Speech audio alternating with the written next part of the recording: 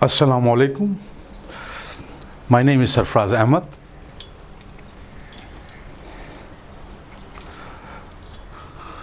من يا زبون سرفراز أحمد يا ربوتة جزتا. أنا سرفراز أحمد نائب رئيس التحرير في جريدة كراتشي باكستان.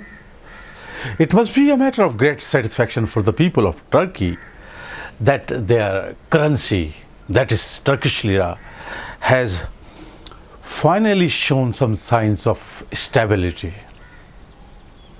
As we all know, Turkish lira has declined as much as 37% against the US currency during this year. There are many reasons behind the ongoing political and economic tensions between the two NATO allies, the United States of America and Turkey, one of which is the detention of a US pastor on terrorism charges in Turkey. It was yesterday that President Trump's National Security Advisor, John Bolton, made a key comment about the current status of US-Turkey relationship. According to him, Ankara has made a big mistake by not releasing US pastor Andrew. In other words, he was telling the Turkish leadership that Ankara will have to pay a price for refusing